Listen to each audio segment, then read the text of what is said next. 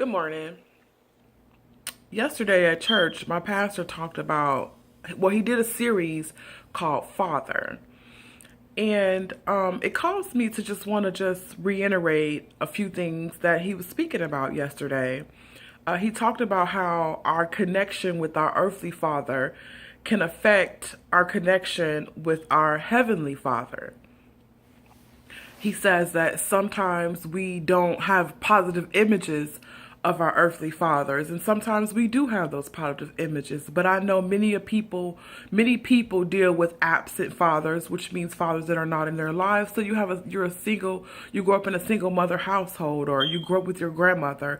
Many people have abusive father, physically, sexually, different things like that. Many people have what they call praise fathers, which means that you only get attention, time, and love when you're doing something good, like good in sports or good in school. Other than that, your father doesn't have time for you. And then you have fathers in the home that are not there, but they're there. He spoke about that, and he said that has a lot to do sometimes with how we connect with our heavenly Father, God.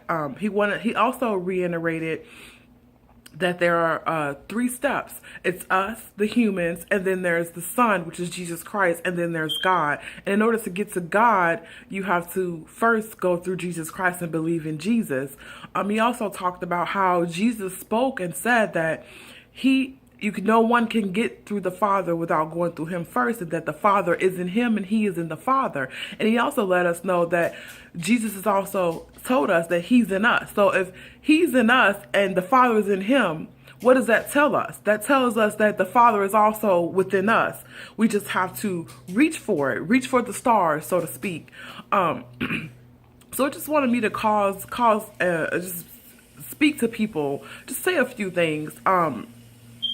Now, I know that we all struggle and we battle with our connection with our earthly fathers and with our heavenly Father. Many of us do not understand the connection between the two. Sometimes what you grow up as, or what you grow up in, is a reflection of what you were taught.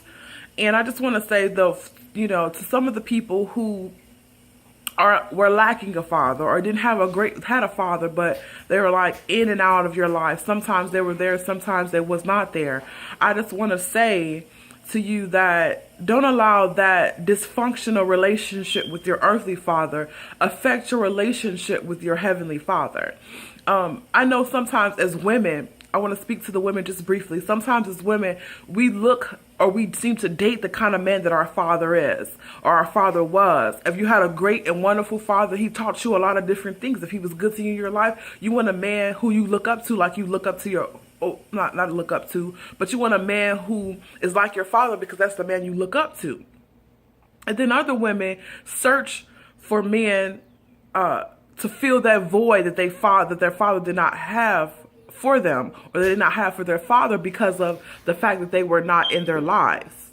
And what I mean by that is that you longed for a father, that you felt like you were missing some type of love because you didn't have a father in your life. And maybe some of your friends that you were around in school, they did have their father, and you just had your mother and maybe some uncles and different things like that, a grandfather, but it wasn't a father. So you grow up thinking, or you feel like you missed out on something. But the truth be told is that's a blessing in disguise. If that man that's your father did not want to be in your life and value you, that says a lot about him, not about you. So instead of searching for a man to replace the love that your father should have gave you, search for the Father, the heavenly Father, and gain his love, because it's already there for you to receive. You just have to believe in yourself and believe what the word says, that the Father is in you and you are in the Father, because you are his children. He loves his children, and he adopts his children. When you adopt someone,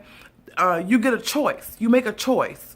In other words, that when you go to an adoption agency, you don't say, just give me any child. This is what my pastor said. You don't just say, give me any child. He says that you are handpicked, which means that you are special, and you have to believe that in yourself. I just want to say to people, men, if you grew up with a father who was abusive physically and or mentally or verbally, and or you grew up without a father, so you did not know what it felt like to have one.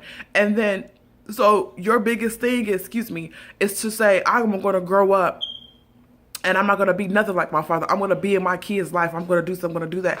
Great. But also what you need to do is take that hurt and that pain. This is for everyone. Take that hurt and that pain and turn it into something great. Don't harbor the hurt and pain of lack of a father, but gain strength in the Heavenly Father, because He is here for you regardless. He is one Father that would never leave you, that would never forsake you.